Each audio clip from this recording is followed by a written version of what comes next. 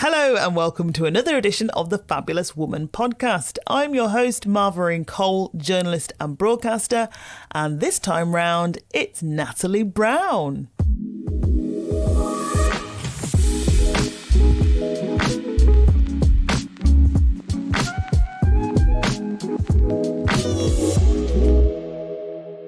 With her lifestyle platform Time with Natalie and her events brand I Am Bold, Brave and Beautiful, Natalie's a strong supporter of female empowerment. Get ready to hear about her journey from humble beginnings to meeting some of the world's most inspirational leaders. This is a really brilliant listen. Sit back, relax and enjoy. Natalie Brown, Fabulous Woman.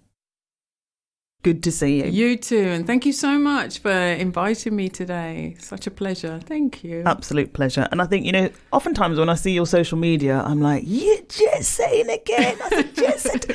It's that jet setter. She's amazing. And so, I didn't want to keep your secrets to myself. Like, instead of telling everybody how amazing you are, I wanted you to tell everybody how amazing you are.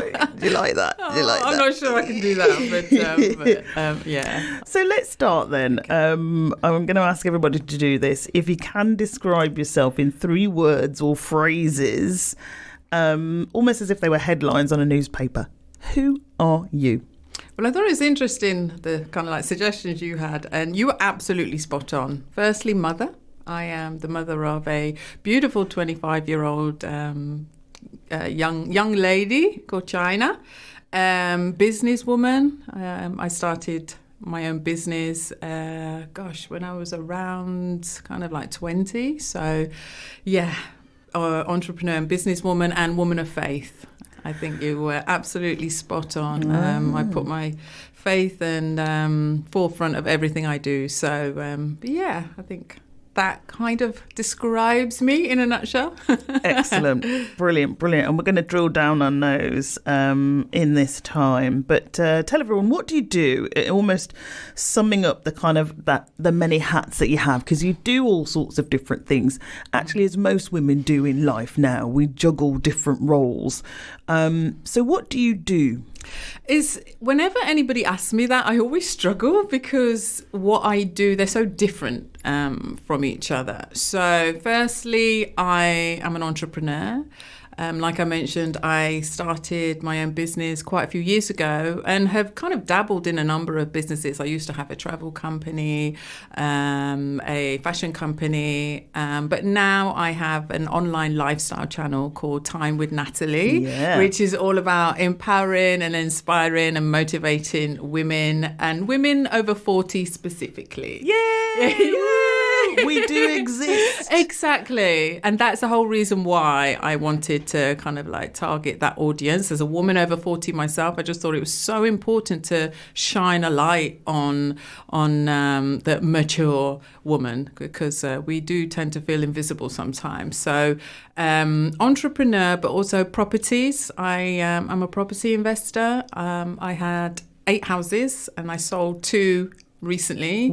I kind of accidentally fell into the whole property. Hang on a minute. Accidentally fall into, like, I just accidentally just went to the bank and got a mortgage for a property and then I know it sounds really strange, but I never kind of like thought I would be buying houses, and it was never a case of, okay, I want to own houses and I want to be a landlord and things like that. I ended up meeting a fantastic woman who helped me a lot when I was very sick, which I'll touch on in a moment, but she helped me a lot, and she needed somewhere to live and she didn't have anywhere to live, and so I ended up buying a property for her and I ended up buying more of the houses for people that I know needed somewhere to live, and it kind of just went from there. That is that's an amazing story though. So you were buying, to help people not be on the street or sofa surfing as so many people do these days. So that came out of the goodness of your heart. I think that's absolutely magnificent. Oh, thank you so much. Thank you so much. And then on top of that, I also organise events, and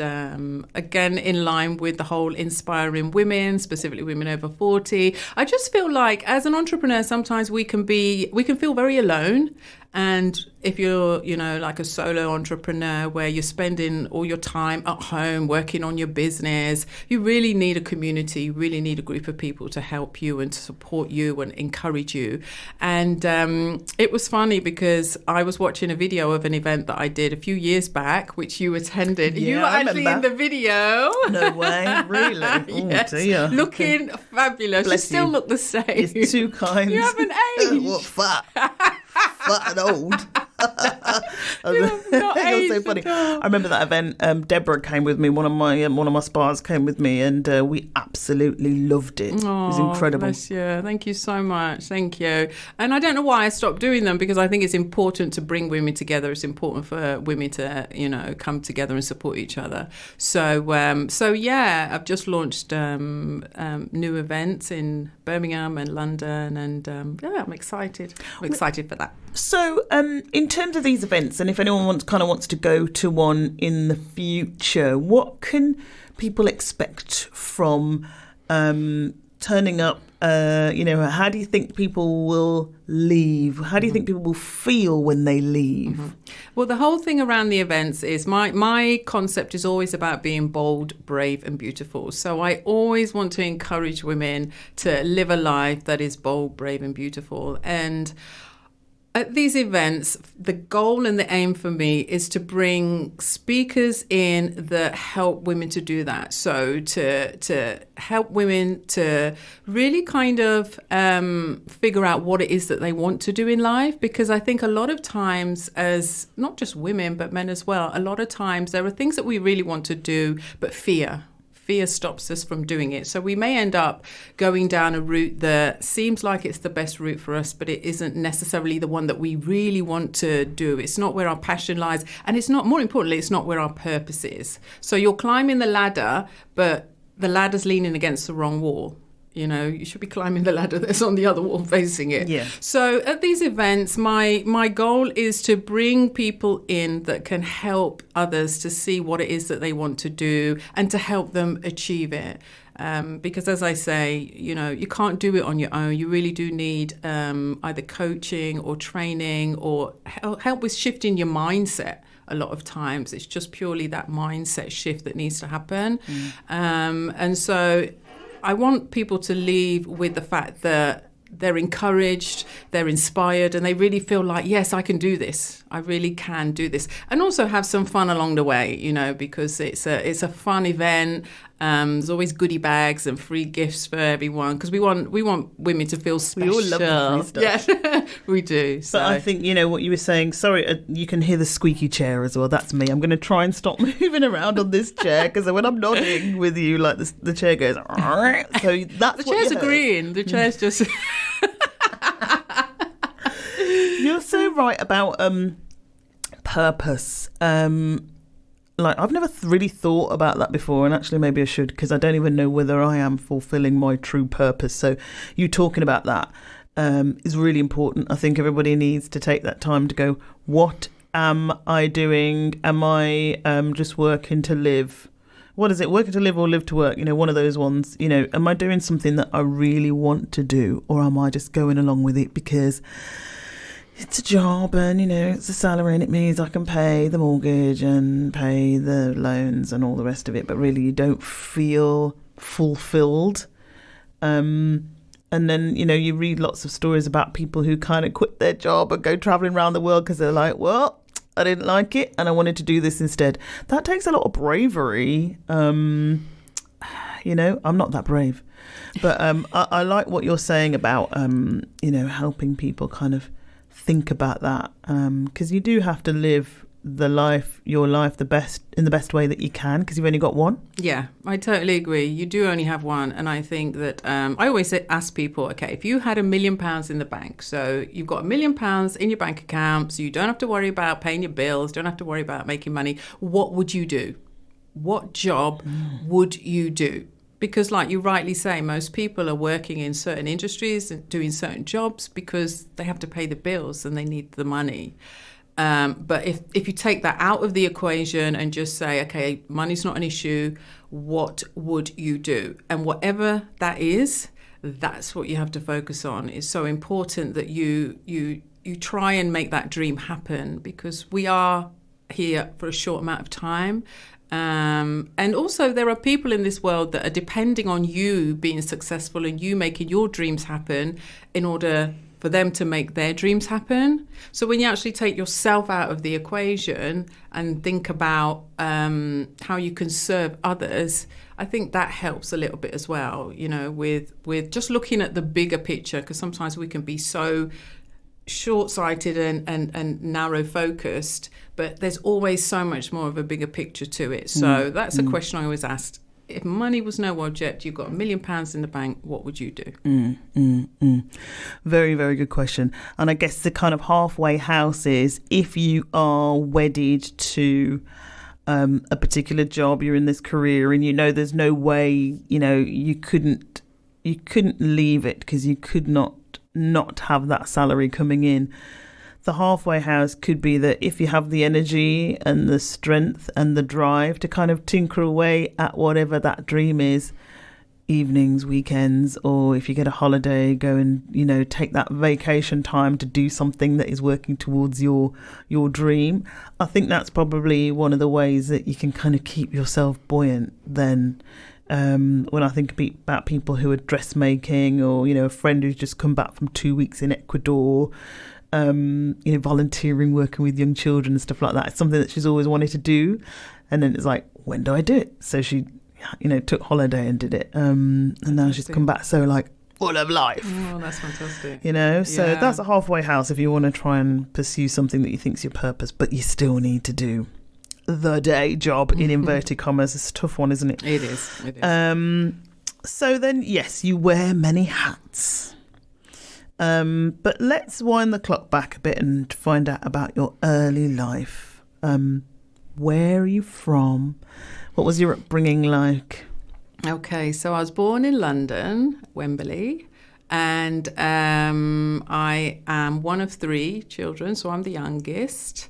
And it was a difficult upbringing, if I'm honest. My mum divorced from my father when I was 5 years old. He was abusive. And it was not a very good relationship at all. I must admit, I can't remember a lot about it, and maybe I blocked certain things out, I don't know. But it wasn't a great relationship. So my mum ended up putting us into a children's home. So we were in a children's home for about a year, and she moved to Rugby just to try and find somewhere for us to be. So she had family there, so she moved to Rugby to try and get back on her feet and find a job and everything. So after a year, we all went up to Rugby. So my schooling and everything was based in Rugby. And it was difficult because my mum still had the scars of the abuse from my father. So she was quite harsh. Well, I say quite harsh. She was very... She was a strict mum. Really? Yes. I think if you attempt to do some of the things she did to us now, I think you can, you'll end up in court. Really? Okay, because back in the day it was very different, wasn't it? And it was before smacking was outlawed and all that sort of thing. Exactly. So okay. So it was quite challenging, quite difficult. And so by the time I got to 18, I just wanted out. I just needed to go. I just wanted to go. And that's literally what I did. I moved myself back down to London, bright lights, big city. My mum was a singer and I'd always wanted to be a singer. So our family are very musical. We all love music. And so I moved back down to London at 18. Wow. Trying to kind of like get into music and singing. Now, I'm no great singer, but... you tried, though. Some people dream of that and don't even do anything about it. Yeah, exactly.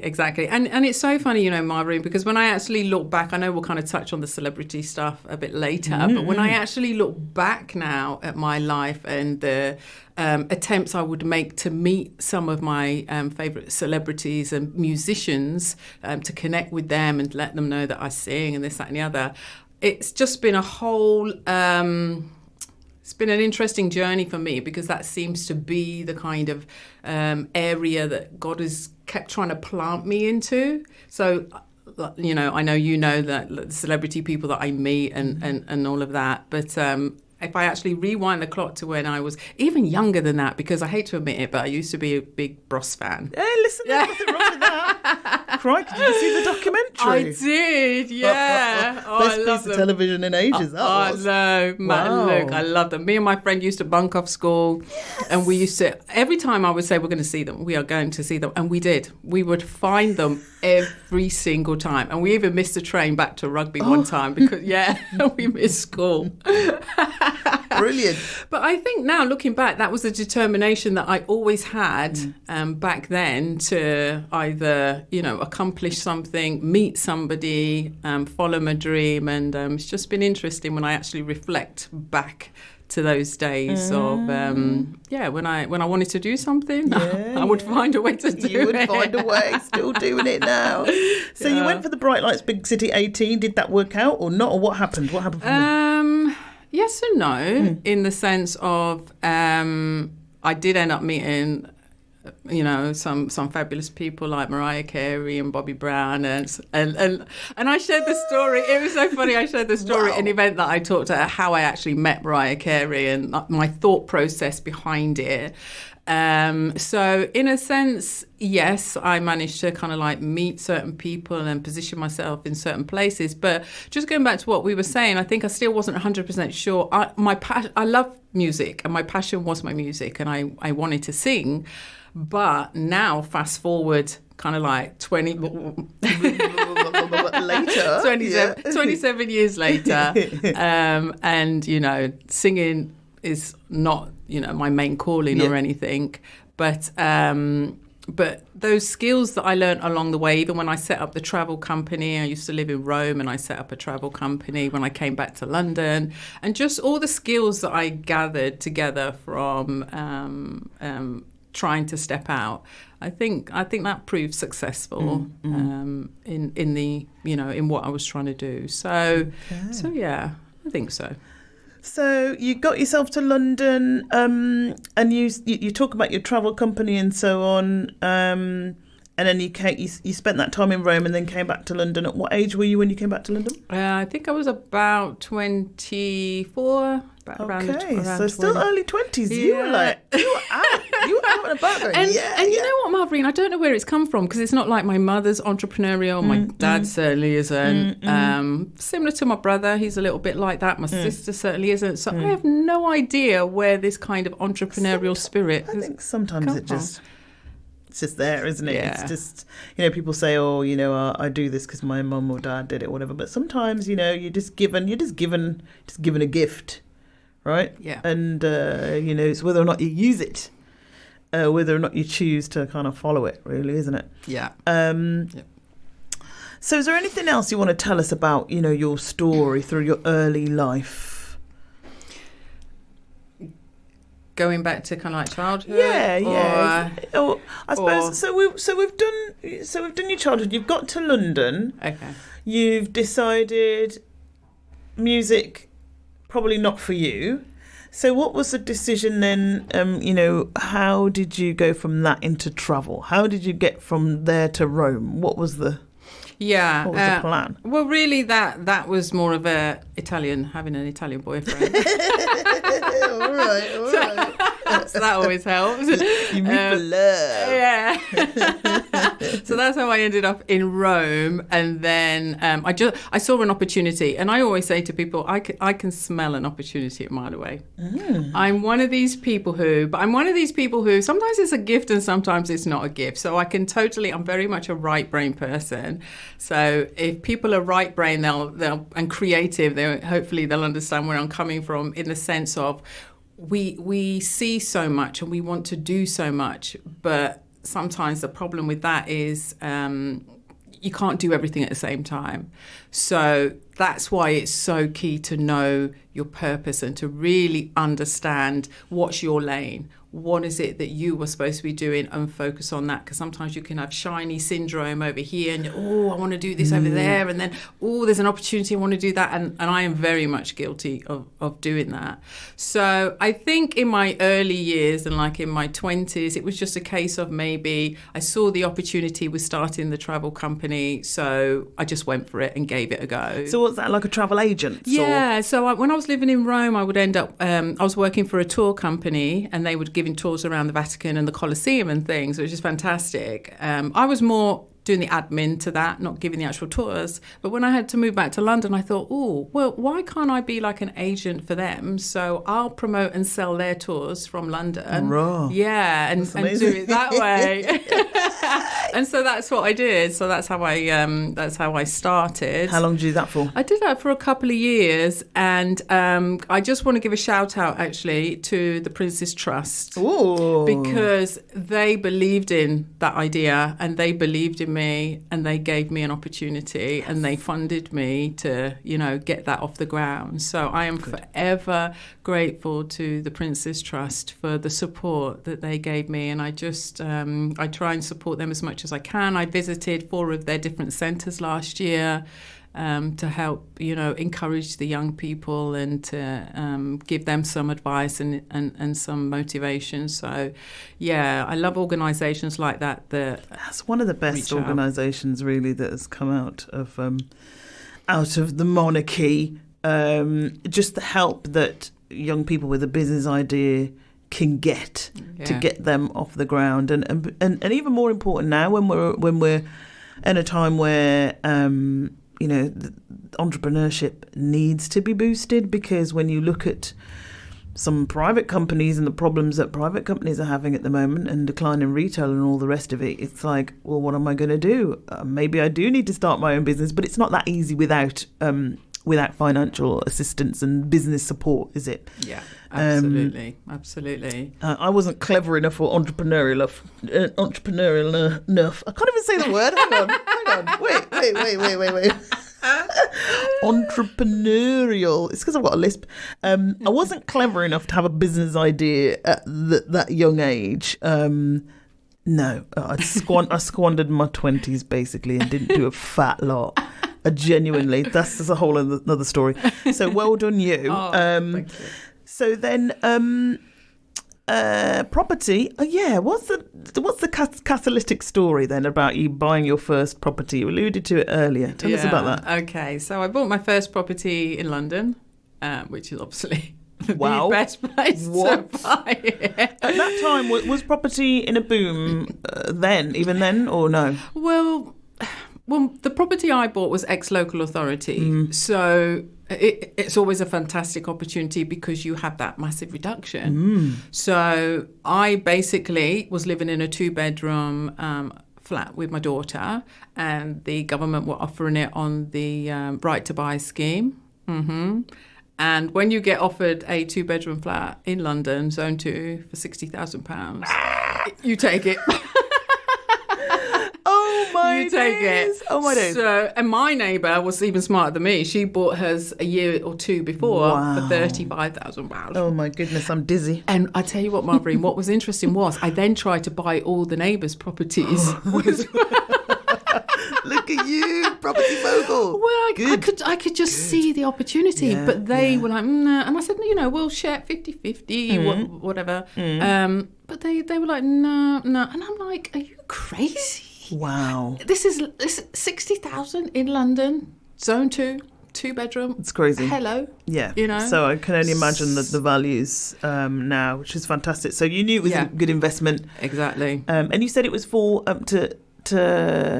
you then rented it to a lady to stay in? Well, that particular property, then I ended up having to move out of London. So I moved out of London when I got very sick.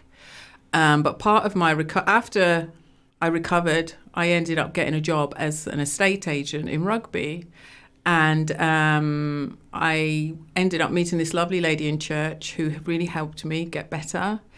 Because she had nowhere to live. And I had literally sold a house to somebody else, but they pulled out of the sale. But it was a really good house and it was a really good buy. So I thought, you know what? She needs somewhere to live. I'm going to buy that house for her. And so I did that a few times for people that I saw had a need and needed somewhere to live.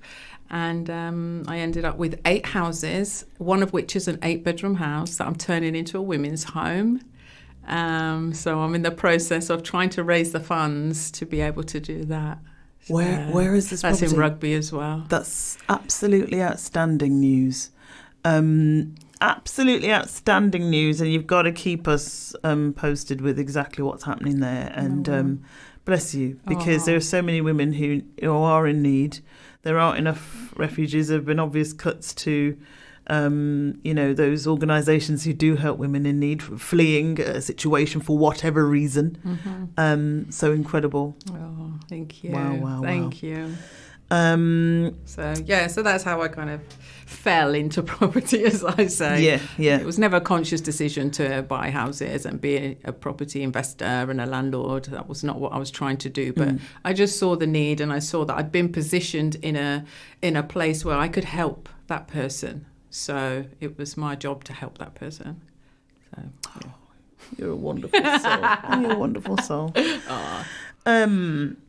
So you've alluded to it several times. We're going to go for it. I've got, big bridge. Let's talk about, one of your largest obstacles. I'll let you take the lead on this. You tell me as much or as little as you want about the time when you were sick. Yeah, sure. So basically, I had a nervous breakdown. It was about 17, 18 years ago now. So when I was 30, and I was in a really bad relationship. But it's so interesting because I never looked at it as an abusive relationship and domestic violence, because there was never, physical blows or anything, but there were verbal, which is abuse. So it was a relationship that I didn't really want to be in after about 6 months. I knew it wasn't really the right one, but because he was so controlling, I couldn't get myself out of it. And so in the end, my health just deteriorated because of the stress. And at one point, I even had the police breaking down my door looking for him. What? Yeah, because he was selling drugs. Oh, my God. Yeah, so as you can imagine. How frightening that must have been. Yeah, frightening. So I realised before, but I couldn't get myself out, but my health was just absolutely rock bottom. So I started getting anxiety, having panic attacks, depression, and went to the doctors for help. And obviously, they tried to put me on antidepressants and things. And I tried everything. I tried Chinese herbal remedy. I tried acupuncture. I tried everything, but I just could not get myself well. I just couldn't. And at this time, were you still in the relationship? Were you living with this guy? Yeah, he was still there. He was still there, but it was close to now him going.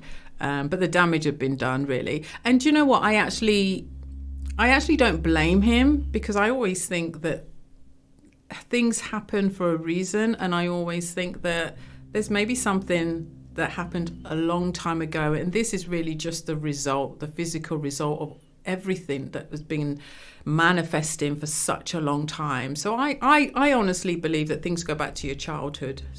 Some things that happened way back that you just lock up inside of you, and you think you're okay, but you're not really.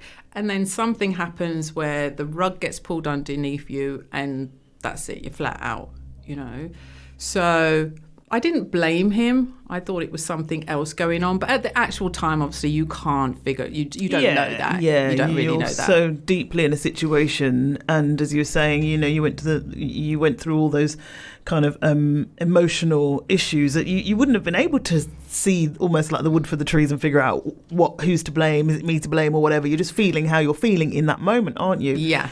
And it was just so bad that I couldn't even leave the house. So that was my issue. Obviously, I've got a daughter, and I'm having these panic attacks, and I can't even leave the house. So that was more the concern for me, is how on earth do I... And how old was China then? China was about 7, 8...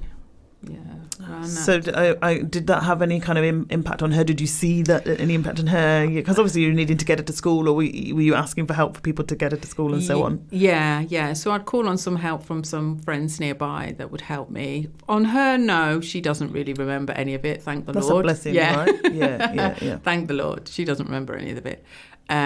So, yeah, it was difficult. It's a difficult enough thing to handle on your own, but when you've got children as well, that makes it doubly tough. So and describe for me, if you can, then. So you recognised and acknowledged that the emotional issues that you were having. So at what point then was it diagnosed as a breakdown, and what happened, or what did you have to do? Yeah. So I think that because I kept going to the doctor saying I just don't feel well, and they were trying everything. They were trying therapy and everything, and then in the end, it was obvious that, you know, the body has shut down, and it's a breakdown, and it's anxiety and with depression, and like I say, they tried to put me on the antidepressants, but I don't know. You know what I actually did? I actually took the prescription, and I went to the chemist. And I gave them the prescription. And strangely enough, the lady turned around and she said to me, "Oh, do you know that these tablets are given for, also used for people that have epilepsy?" Oh. I'm like, okay, well, I don't have epilepsy, so fine. So I kind of just dismissed it in a way, you know. But something told me not to take the tablets. So I actually did take them from the pharmacy, and I put them in the drawer in the kitchen, and I just left them there. I didn't physically take any. I just left them in the drawer. But at the same time, I got introduced to God, and because that was like I don't know where else to go. I've tried everything. I don't know what else to try. So somebody kept saying to me, come to church. I'm like, what is church going to do for me? That ain't going to help me, you know. But I just didn't know what to do. So I said, all right, I'll come. And over, let's say, a few weeks, I started realising, there might be something in this. But the actual turning point for me was when she'd given me a Bible, this lady, and one morning I saw that the book Bible was open, and it was talking about the parable of where Jesus heals the epileptic. Ooh. Ding. Mm-hmm. That's exactly what I thought. And I was like, okay, I know you're there. Because that's too much of a coincidence for me to think, hang on a second, now I know you're there. So I took the tablets out the drawer and I threw them in the bin. Wow. Yeah. And from then onwards, I've never taken a tablet. And it's purely been me depending on my faith to get me to where I am today. But it wasn't, I know Jesus and God can heal you miraculously, but he didn't do that for me. I'm like, well, you know, I know you can do that. So why can't you do that for me? But he didn't do that for me. So I still ended up having to move to Rugby to go and live with my mum to get myself well. And, you know, I was just saying about how I think some things come from your childhood. I think what he was trying to do was try and mend some of the issues, because of course I tried to escape from my mum, and we all tried to just go because, you know, the upbringing wasn't the best. But you can run away and you can run away, but you're going to have to go back to where the original source of the problem is at some point. I tried running away to Rome and he brought me right back to Rugby. It's really interesting. You know, you said you went to Rome, straight back to Rugby. Nope, you got to heal those divisions. All right, you got to get home. And so just going, well, not just, but going home, being involved in the church, did you have no other medical intervention at all? No? You decided, no, this wasn't for you. You felt your faith was what was best and what worked for you to get you through that period. What sort of time did it take for you? How long did it take for you to feel better? I definitely felt like I tried everything I could, and I just felt like, okay, I'm going to try God. It was as simple as that. I don't know what else to do, so I'm going to try God. So when I went back home, my mum is in the church, and she introduced me to some people in the church. And that gave me a lot of encouragement, gave me a lot of strength. I was still struggling to leave the house. So one of the key things that my mum said to me was, just walk from the front door to the gate. That's all you've got to do today. Just go from the front door to the gate, small steps. And then a week or two later, just try and go from the front door to the end of the road. And then just try and go a little bit further. And I honestly think that in itself saved my life, because it's those small steps. Even when I think of anything in life, where if you're starting a business or anything, it's about those small steps. We get so overwhelmed, but you just have to take it day by day, step by step. And that mixed with my faith and the people in the church that supported me, that helped me, that were praying for me, that's really what has got me to where I am today. And can I just say, the depression left quite a while ago. So I had the depression, but I say a while ago, but I had it for a couple of years. But the anxiety, oh my days. Honestly. How does it manifest itself? It's just that you can't breathe and you can't think straight and you've got foggy head. And even when I would go on a train, when those doors would shut, I'd be freaking out because I just knew I couldn't. I just, I can't even describe it now because I am so much better than what I was. But it has literally taken me years for that anxiety. And I think that's a testimony to God because I've been leaning on him and trusting him that I'm going to be all right. I'm going to be all right. So whatever it is you want me to still do, start the business, buy the property. Honestly, I look back now and think, how did I manage all of that? Because I was so confused sometimes in my head and so afraid that I'm not even sure I managed to pull off some of the things I pulled. Wow. Yeah, but, there was the hand of God was leading you, right? Yeah. What denomination? Pentecostal. Okay. Because I was not brought up in the church, and so I always ask people what denomination. The rest of my family on my cousin's side, so that's my dad and his brother's side, a Seventh-day Adventist. But bizarrely, our little coal section, we did not go to church. It just wasn't my mum's thing. So I'm always interested to hear about other people's faith experiences. Although I do believe I am spiritual. So you've got through that huge obstacle. What did you learn from that? What do you think? What would you like other people to draw from your experience? I think I touched on it about small steps. I think that's key. I think don't beat yourself up if you're not where you want to be and it's not working out how you want it to work out and you're frustrated and you're feeling low. It's small steps. Just what's the one thing that you can do today? Whether if it's about business, who can you email? Who can you call? What can you research? If it's your health, can you just drink one glass of water? Can you just walk from here to the end of the road? So small steps is so key for me. So there's that. And I know we've already spoke about faith and belief. Obviously, if you don't believe in God, then that's fine. However you want to do it, whatever you want to do. But I just think to live in this world, we're not here on our own. That's all I want to say. We're not here on our own. And whatever that looks like for you with higher being or whatever you want to call it, then just know that you are not on your own. You're not on your own.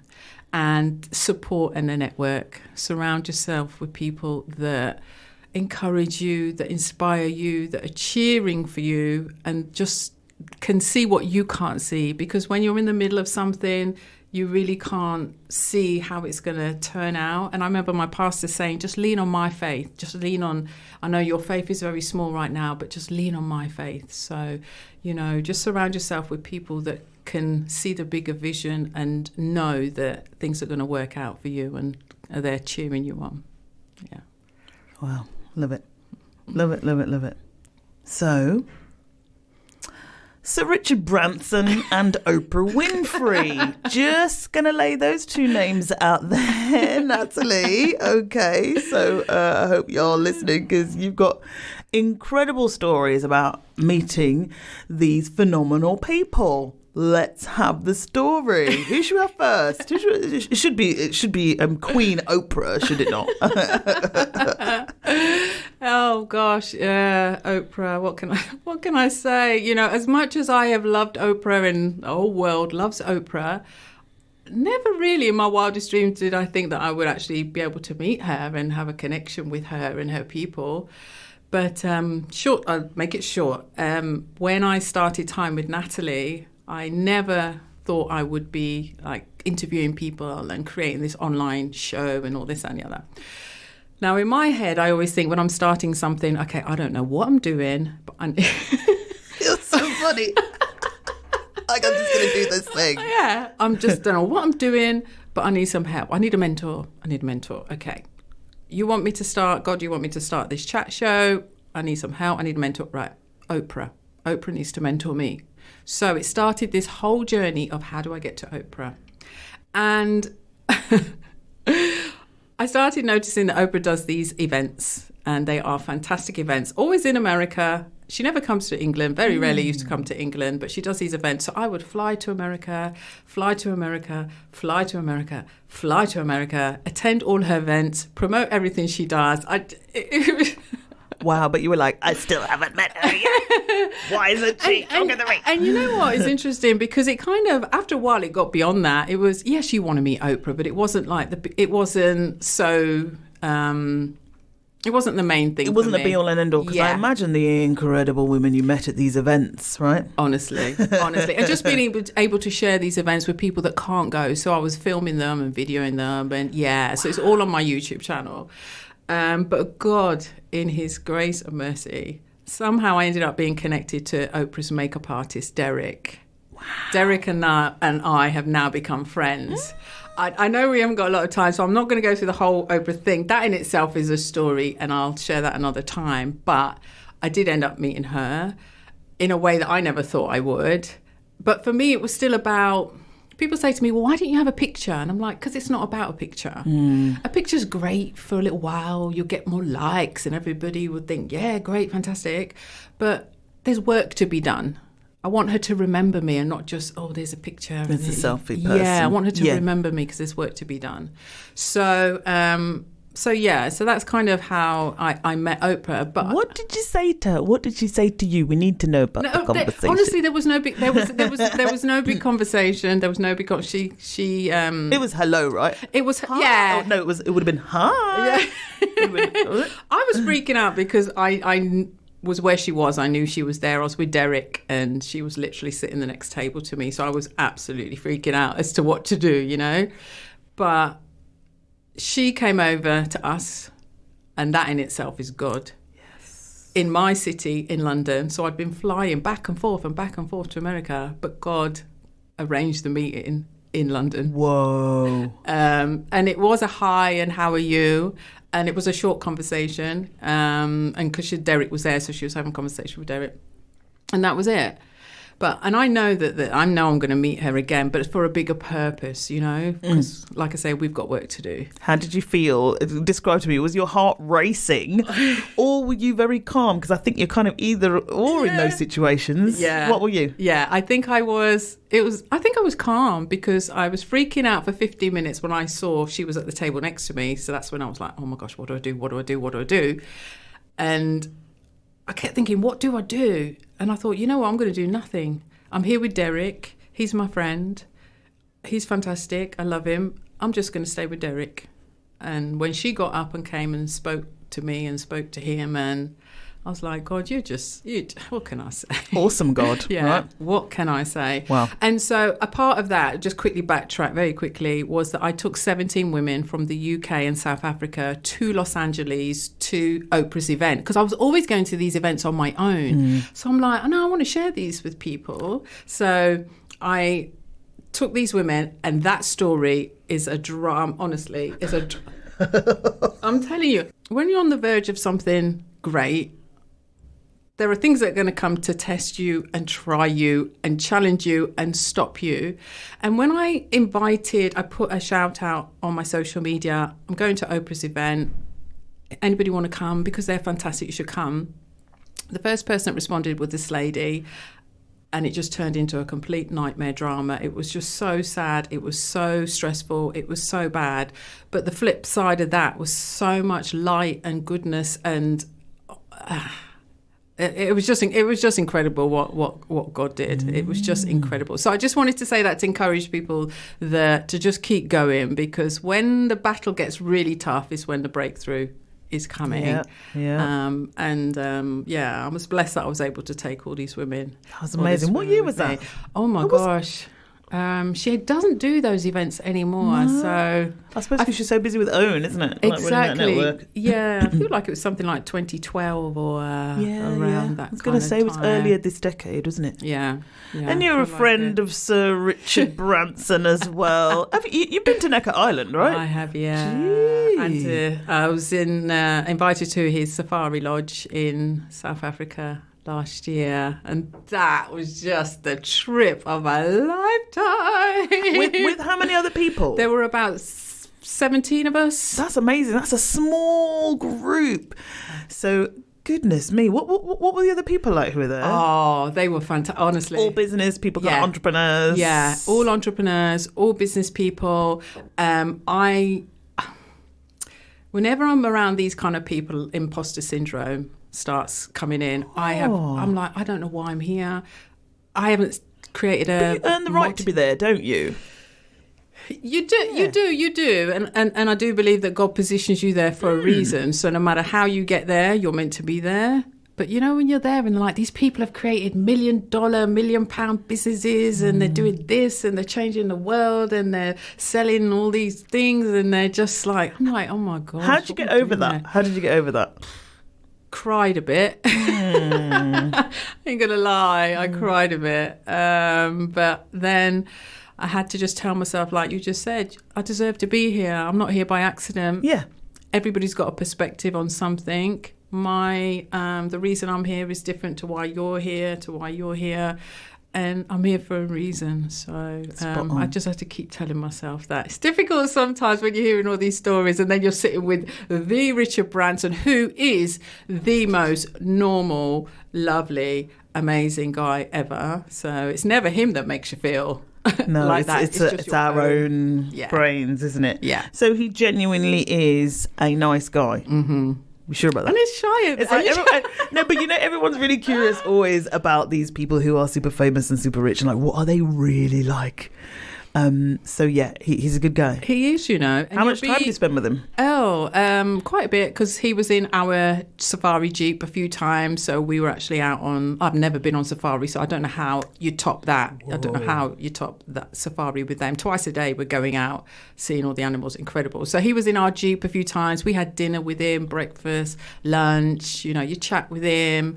It's just normal. He's around. You just have a chat. I'm finding it really hard to like unlock my jaw because my mouth is literally like constantly open with these amazing moments that you're describing here, and I love hearing these moments from you because they thrill. I almost feel like we're going on that journey with you as you're talking telling us about them, because I'm like feeling this thrill in my soul. Like, wow, bless must you. have been so breathtaking. It was, and sometimes I struggle to share. Like, there's so many stories like this that I can share, and I don't, because unless you know me, then you don't know. I'm not bragging. This is not about me. This is when people ask me how I meet these people, I'm like, well, the man upstairs, you know, it's first and foremost is God, because I don't even know, you know. And I remember somebody saying to me, I can do exactly what you do, exactly the way you do it, and still not get the result that you get. And that is true. Sometimes if something's for you, it's for you.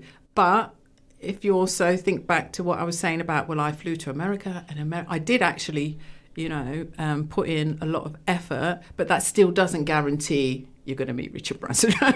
Totally. And it's about the individual at the end of the day. It's very much about the individual and the purpose and the motivation and so on. Exactly. You know, that much is definitely a given. You are an incredible woman, and that's why you're here. This is so thrilled to have you here and for you to tell us all about your story.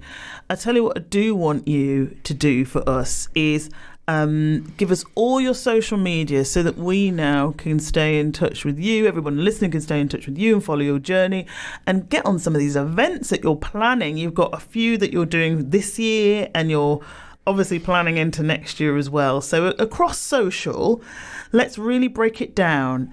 Your website is timewithnatalie.com. Are you on other social media as well? Yeah, I'm on everything. So everything is under Time with Natalie. So YouTube, Instagram, Facebook, Twitter, Pinterest. Great. Are you on LinkedIn yet? I am on. Yeah? I must admit, that's probably the platform I use the least. Okay, which is the one that we can stalk you on and find you the most and DM you and you'll reply with Which one is it? Well, it'll probably be Natalie Louise Brown. So if you search me under Natalie Louise Brown, you'll probably find me on that. But otherwise, all my other social is Time with Natalie. My website is timewithnatalie.com. Marvellous. Thank you so much. It's been great spending time with you, Natalie. And thank you so much. Really appreciate it. Have you enjoyed it? I have loved it. This is so out of my comfort zone because I'm used to asking the questions and I'm like, oh gosh, having to think off the top of my head and everything freaks me out. But it's been wonderful. I have loved it. Thank you so much for having me. Thank you. It's so good. So good. And I'm looking forward to being at one of your events soon. Natalie, thank you. Wow, she is amazing. She met Oprah Winfrey and Sir Richard Branson. Fantastic. Let me know what you think about this edition. You can come and say hi on Instagram or Twitter at FabWomanPodcast, all one word. The hashtag is exactly the same, FabWomanPodcast. And also, you can find all the ways to connect with Natalie on the description. She would love to hear from you. Hope you come back again. The Fabulous Woman podcast is a Raging Brum production.